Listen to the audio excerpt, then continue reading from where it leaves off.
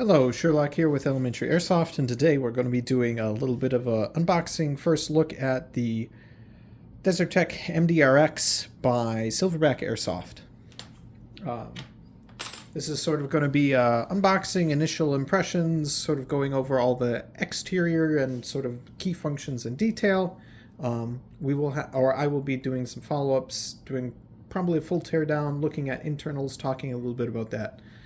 This isn't my first impressions because the first impressions that I shot, I had some issues and sort of bumbled through a few things with the gun. We'll still talk about those, but I feel like I've had a bit of time now for stuff to set and me to get used to some of this. Or some of my, I guess, larger misgivings to start with, but we'll still talk about it. So, box looks nice. It arrived great. This came from Amped Airsoft. Purchased with my own money. All my opinions are my own. Being a huge fan of the SRS lineup, and really like the quality that Silverback puts into their replicas here, and sort of liking the weird bullpup and sort of its form factor and weight. I was really interested to see the MDRX, and so I did get my hands on one here in the States. I opted for the two-tone version, which is black and tan,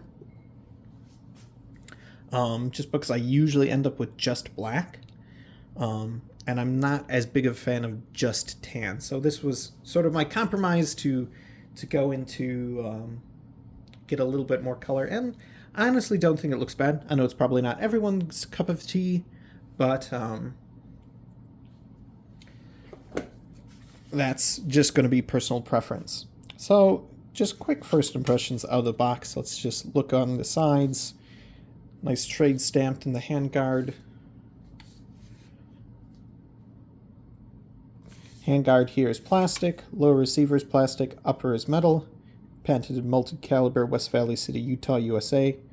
Really nice, deep and crisp. Nicely colored selector. That those are two, also embossed in the moldings. We do have, it's a little bit harder to see here, but Desert Tech stamped in here, as well as 308 on the mag catch sort of extension, if you will. This sort of looks like it's two pieces. Ejection port, I had moved it over to the left side because I was just playing with it before. Once again, the logo there. Hooking again on the butt pad is, it's sort of like a rubberized exterior. Left matching there. We have QD points. These are steel.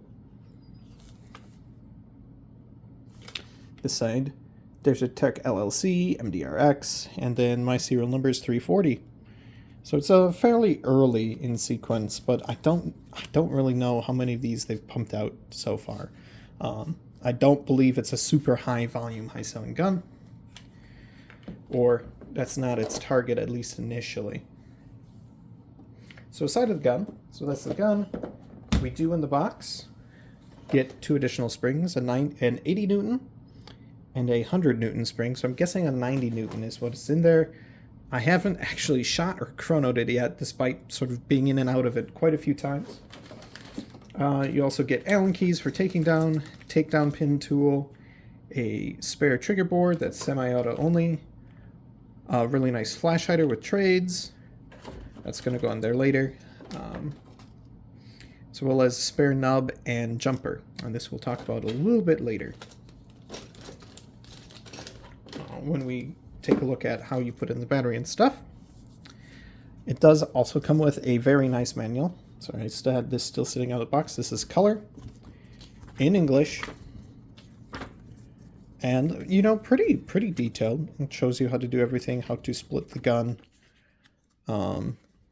so folks, and actually this is one of the more interesting things, is they go through and sort of tell you what each part of the gun, what specific material it's made out of. Granted, I'm not as familiar with like what aluminum ADC-12 is or MIM 4605, but it's still pretty interesting or unique that it tells you that, as well as it gives you weights of individual parts as well as a tolerance on that weight. So really interesting. Pretty cool. Hope to see more variants and sort of versions of this, like a shorter version, different hand guards, different barrels become available. Maybe like the 5.56 versus the 308 version. But now let's talk a little bit more about the gun. So we've had our overview, but let's talk a little bit about materials here quick, because on a expensive high-end gun like this, material to me is a large component. So it's materials and sort of your fit finish of it. So I know one area that a lot of people had complained, or some of the other early adopters, I guess, is the handguard wobbling. My handguard is pretty stiff. There's a tiny bit of movement to it, or if I'm flexing on it sideways, but it could be too that this is plastic and it really just mounts back here so that there's just some sway in the plastic. But pretty solid there. No real complaints. Lower to upper receiver, there's the tiniest amount of wobble here. Nothing laterally, nothing in just the grip, but just the nature of how it's pinned together. I can make like a gap up here that like a paper could fit through by flexing it one way or the other. It's not something that wobbles around or feels loose in any way, but if you do apply pressure, mine's does feel that. So I'm not too upset there. But now let's talk materials. So if I remember the guide right, and if I'm reading it right, all of our dust covers here, so the cover and then the ejection port, which is modular. Hard to do it on camera here. There we go. You can swap which sides these are on. Just want to do it so you can see it. And in here you can see the hop-up. It's a rotary, clicky type of adjustment. The mech box is sort of Systema-ish. I don't know how close or how compatible with Systema gears or anything like that it may be. That'll be for a further teardown video. But so all these parts, so these guys, your selector, your mag release, your charging handle, your trigger, I think the other mag catch back here, these are all what I believe is cast aluminum. And the surface finish and sort of the color, if they're anodized or whatever coating they have on them, doesn't quite match the upper receiver. They look cheaper, despite that they're still made out of aluminum. Which is kind of sad, because I know they do really great work, and I've been like really impressed with their work on the SRSs. Charging handle here, like you have to pull it down and then back, but it's a little bit catchy. And I think that's probably has to do with either how these linkages work in here, or the bearing that essentially rides along the like spring guide. Because right, this is spring loaded, so there's like a tube that's gonna, or piece that pushes back on the spring. I betcha this, because it's so far out, is cantilevering and causing it to jam. But like if you grab it here, it's easy enough to do. It's because you're cantilevering it and tipping that. That's wants to catch on the spring guide. So if you do this, if you sort of keep your grab further towards the front, it's fine. But really, it does nothing. It's just there for looks. The mag catch, you have, it's, I guess, fully ambidextrous both ways. So you have one where your trigger finger can come up and release it. My opinion, this is very stiff. Like compared to coming from a person who owns a PDR and likes the PDR a lot as a platform, that is very stiff. Let's see, try it from filtering. It's a little bit easier than, when I'm off camera. But there's also this guy here. You can just push that in, pull your mag out, and that works. I think that's probably what I would go for. Just going to test fitment. This is a PTS EPM LR, or basically their SR25 mag. This fits, locks in. It's a little bit snugger, but it works. I assume it'll feed reasonably well. We'll leave this guy out for now. Fire selector, very clicky. which is great. No play side to side like you get with some of the geared units, where it feels like the other side is really lagging behind. So that is very nice. Definitely like out of the way, but still, you know, reachable via thumb here. But not that it's going to get bashed up on anything. So that's really nice. Or like the feel of that. So very little plan to trigger unsafe. I really don't like the feel of the trigger when it engages the switch. You can't really feel the cut or the break point very well. And I think that's because of the switch they use, and we'll pull it apart to put the battery in it, and we can show you that briefly there too. Plastic is good. It definitely feels very high quality. You can still see seam lines on it. You can even feel them a little bit. They aren't like super, super great, but they certainly aren't terrible, or they aren't bad. I'd just rate them good. But what sort of saddens me, and I don't know if this is because the real steel MDR uses a different plastic or what, but I'm like 85% sure that they have switched the plastic that they were using, or this is different plastic than what they use on the SRSs. So the SRS uses a true nylon fiber, more or less.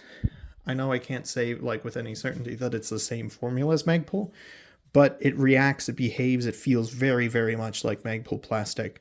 Whereas this feels something different. It feels a little bit softer, a little bit more flexible. And I don't know too if that matches real steel or not, or if there's a reason for it, or maybe it's dye components. And I've seen at least one person from Reddit was commenting that it isn't as dyeable as stock.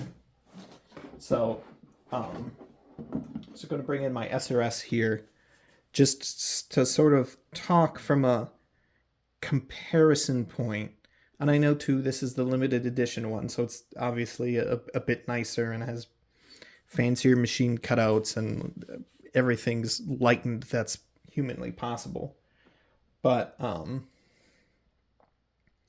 it's just looking at some of this, like, so the plastic's a little lower quality than like what's on the SRS, in my opinion. It might still be just as durable, but for me, sort of the gold standard is really this nylon fiber, like what Magpul makes. Sort of the same thing that's on the PTS mags. It's really nice, really durable. It's just a really great plastic. I feel crazy for babbling so much just about plastic, but I think the biggest sort of letdowns on it, not so much the plastic as much as I've babbled about it, sort of like these little ancillary things. So your other parts here that are cast aluminum, they don't feel or seem nearly as nice as any of the parts, and even on like the normal SRS that I had before this. The thing is, I know from this, or from my experience with SRS and some of their products before, that they're perfectly capable of doing better than this, right? The mag catch shouldn't have to be this hard for it. I mean, heck, the one on the SRS is, in my opinion, much easier. This one isn't so bad, but you know, same thing with this mock charging handle. It's something that it feels like just a little bit more time or somebody messing with the design. I mean, I'm probably going to go and play with this and figure out how to make it smoother just while I have it apart. But it really feels like they've missed a few marks there, especially on something that's so costly. It just feels a little bit strange, some of the choices that they made. And that's going to get... we're going to continue on that theme here a little bit in just a second. So let's now talk about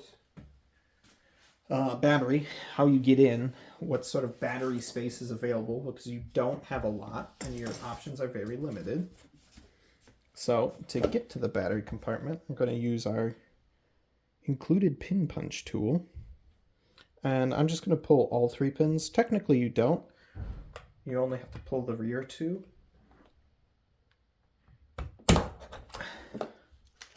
but it'll just be easier to look and talk about stuff. These, I'm glad they included the tool because they are indeed fairly stiff, but once you break them sort of initially, they're not bad at all. Separated upper from the lower. So here we can talk briefly about this. So it's really quite a clever system in my opinion for the trigger and the selector. So if we move this bar out of the way, so this bar on the trigger, this is just for the safety. If we look at our selector here, you can just see that that's just basically a grub screw or a set screw that's technically really adjustable for closing up the gap on your trigger. So it's really easy to have it perfectly locked out. And then this post up here is what's going to interface with our trigger switch, which we'll look at in just a second. Just a little torsion spring around this pin. And then our mag catch here. I don't know if you can kind of see in here. You can see it's sort of, probably not best pointing device, sort of angled here. So it's basically, you have a V, or an inverted V, and then there's a pin sticking out from the back of this arm. So basically, if you push that slope, that arm's going down the slope, which causes this arm to move forward, resisting against the spring, and that in turn pulls the bar, right? Which goes back here. We can see that little silver tab there, and then a corresponding ramp on our mag catch, and that pulls it out. And then that is just held in place by this spring here, which just pulls it back in and, you know, locks it in on your mag. There is no spring whatsoever on this guy. So our back, our back mag release, that is just all still coming from this. I feel like they could have maybe done this design a little bit better. Like I said, it feels like there's extra friction here that doesn't need to be. They could have either sloped this pin or something like that. Maybe a bit lighter spring would have been just fine too. But I'm definitely going to see what I can do to improve that, because that's personally one of my gripes, but I don't think it's a real showstopper or anything.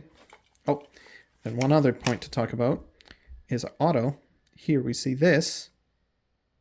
That's a little neodymium magnet, and that's going to register to a Hall effect sensor on our upper receiver. So this is our trigger board here. So this little black bean there, that grain of rice, is a Hall effect sensor that basically senses the magnet, and the magnet is only present when it's in auto, so that tells the FET that we're in auto mode. And then our trigger switch here, it's just this little momentary guy, and it doesn't really have a cut. There's no like solid break to it, and that's my biggest gripe with the trigger switch. Otherwise, this is a pretty clever, ingenious little thing, and you know, they're still doing, I think, a lot of great stuff that, like, you know, you see, and honestly it's probably comes from the platform some, but it's still like they're machining, and otherwise it's just like, oh yeah, like we put this little pin here to ensure that we're keeping out of, you know, where the body pin goes and stuff like that. There's how they, it's just good engineering in a mechanical sense in some areas. That's why I'm like so confused or a bit let down by, you know, this guy being super catchy and whatnot. And two, it's interesting because much like the SRS, which has like 4 bolts along it, this just has, I think, 2 that essentially lock in the outer barrel to the receiver, and then that block is screwed in with these 4 screws on each side. But there is like no play in this outer barrel in relation to the receiver, given that it's, you know, it's free float from here to here. It's really stable, which is awesome, but I'm just impressed that they can do that. Sort of similar feed system, much like the SRS, because you can pull the outer barrel out. I think you have to have the handguard off to do that. But then that brings us here, back here to the gearbox, which the little preview, and if you didn't know, it has absolutely honking bearings. These are huge. They got to be like 10 or 12 millimeters, I think. A really nice high torque motor. Seems like it is definitely a neodymium can. Very, very sticky. Bit of a weird setup here. You know, custom gearbox, motor cage, and height adjustment. I'm a little disappointed in the wire that they used. It feels like this is very cheap or thin. This is normally what I'd normally replace on an AG and put in some better stuff if I was just running just like a basic FET. And then this is their FET / ETU, whatever you want to consider it. And our battery space here, or the battery space that I'll be using, is just right up here. It is this narrow slot above your mech box. And I've happened to find a 11.1 LiPo that fits just perfectly. This is an Echo 1 1100 milliamp hour 25C, and it only fits in one way. Labels towards the outside of the gun is its preferred way. That slides in there just nicely. If we slide it in the other way, it's a lot stiffer and it starts biting or binding. So it's just like, it just happens to fit. I converted to the two Deans. Gun comes Dean standard, which is excellent. And you can plug it in. And then you can just basically fold the wires down here and tuck them in like that, so they come in underneath your pin. But while we have it apart here, I want to show and talk a little bit about one of the, in my opinion, biggest downfalls, oversights, I don't know, whatever you want to call it, flaws in their system that really makes me scratch my head, and I hope that they'll correct it. But it's their ETU has a issue with it in that its battery monitoring system sucks, is bad, or is incorrect, or false, tripping false positives, basically. So over here, we have 3 pins right here. Here we can see no jumpers on the pins. It's for battery protection for 11.1 volt battery. So that's what I have. It's 3-cell 11 volt. Jump the left 2 pins for 7.4 and disable it with the right 2 pins. So this was a freshly charged battery, a very fresh battery. 11.1, no pins on, so it's in battery protection mode for a 11.1 battery. And if we trip the trigger now,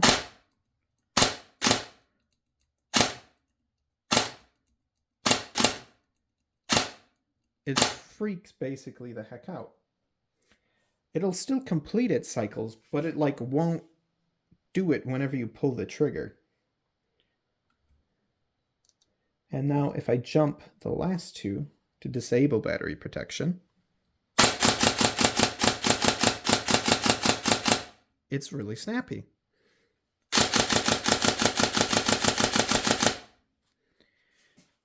So basically what's happening there, I'm not entirely sure, but I'm betting it's just a momentary dip as the gearbox or as the motor hits full load. So it sees that temporary spike in power, and great, just dropped that. So it hits a temporary spike in power and then causes the system to basically think that the battery's low, so it shuts it down or waits. And then it'll see it and then it'll shoot again, and then basically rinse and repeat. So I've seen the same, or like here's a different 3-cell that's a little bit weaker.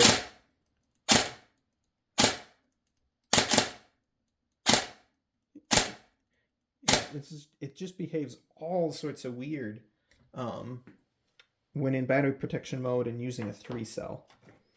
I've seen a little bit better behavior here, so I'm gonna just, because I dropped my jumper here, just gonna manually jump with just a piece of metal here. I wouldn't recommend doing this. For the 7.4,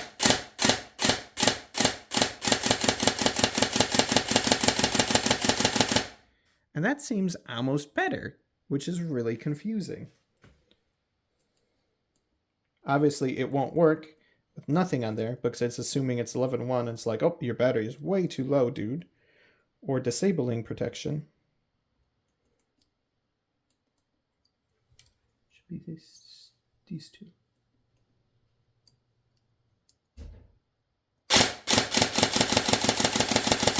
Yeah, so very similar story. So it's just like, how can you have your gun from the factory that you've designed and engineered with battery protection not cycle properly on a fully charged 11.1 or fully charged 3-cell battery? I'm hoping that they'll, I don't know, replace or maybe come out with an aftermarket one or something, or update the software. I did pull this off and take a look at it, and I was a little bit, I mean, on the plus side, this is fully potted, so the whole thing is fully sealed in epoxy, which on one side it's great for durability. It's not going to get anything from oil or anything else happening to it. But it also means that you can't check out and see what exactly is going on in it. I can't swap out the wire to a nicer, better wire, like a Teflon or mil-spec Teflon wire, which is what I'd like to put on it. So that's a little bit of a bummer.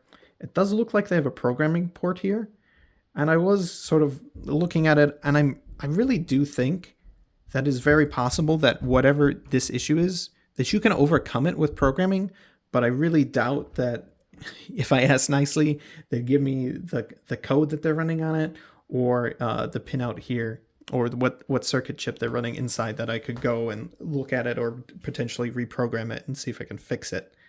But yeah, that is, for a gun of this price, that is surprising. I mean, yes, the simple workaround is you just disable it. You can use whatever battery you want, like you would on a normal gun with a normal MOSFET. But in the world of like, oh yeah, we tried to do our cool stuff, it's just like, when it doesn't work, it's like, why did you even bother doing that at all?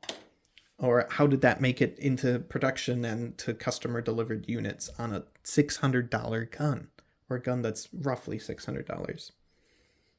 But there's that. And then, like I said, this is also personal gripe. It's the trigger switch. I'll definitely probably be looking to see if I can find a way to finagle in a limit switch instead, but still retain ability to, I guess, revert to stock. I will be going in and tearing down the gearbox, looking at that. My initial impressions, sort of from how it cycles and everything, I don't think I have the super tight bevel gear that some people have complained about or run into. And this is your AR latch, so you can decock it if it needs to be. That's a great addition. I'm really excited to take a look inside of here, as well as a little bit at the hop-up. I'm slightly worried, because I'm definitely a barrel and hop-up snob to an extent, but cautiously optimistic that it'll be all right.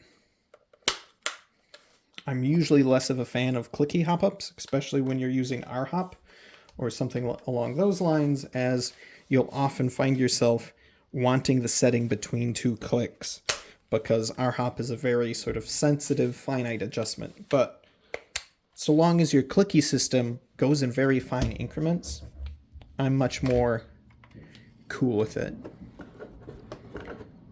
So overall, my initial impressions are cautiously optimistic.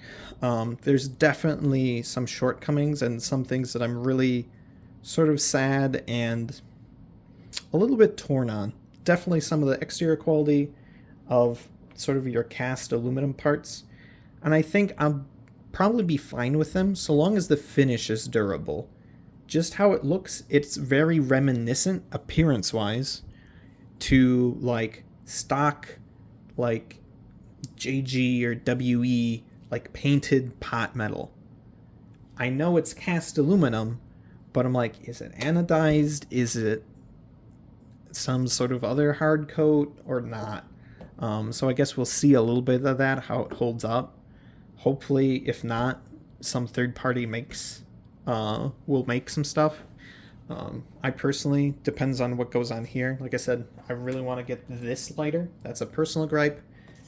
And the trigger feel, the cut or the break is just not as nice as like it is with a limit switch or something like that, where you can actually feel the break in the switch. Compared to this, it's a very mushy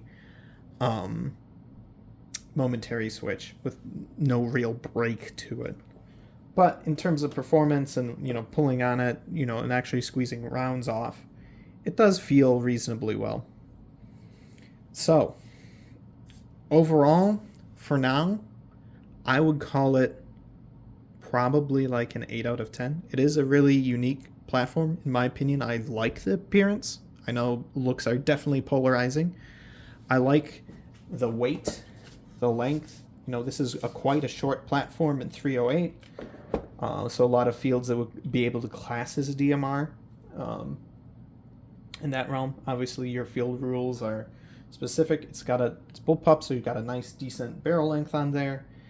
The sort of Sistema style gearbox and internals, that's going to heavily weight on the rest of this decision. But it's just overall slightly melancholy because I feel like there's a couple of key things here that's like, in my opinion, stays it from them really knocking this out of the park. So maybe I'm being a little bit harsh, or maybe I've been too spoiled by the SRSs, but that is the Silverback MDRX. So stay tuned. Hopefully should have more videos in the pipeline coming out, probably a little bit more delayed from this one, but going over the internals, shooting, sort of initial, like how it sits and feels stock. Honestly, from the cyclic rate and performance, like that's really pretty dang good in my opinion. Not knowing the ratios and stuff like that. So like in terms of the cycle and most of the other issues that I've seen some people have or complain about, my gun at least doesn't seem to have a lot of the super critical ones. I know I'm being super critical of them about the MOSFET, but I think that is entirely founded. That being said, for a user, if you still really want it, you can just bridge the contacts for disabling it, and then you aren't going to worry about, or you won't have any issues with it affecting your cycling on a full stinking battery. So there you have it.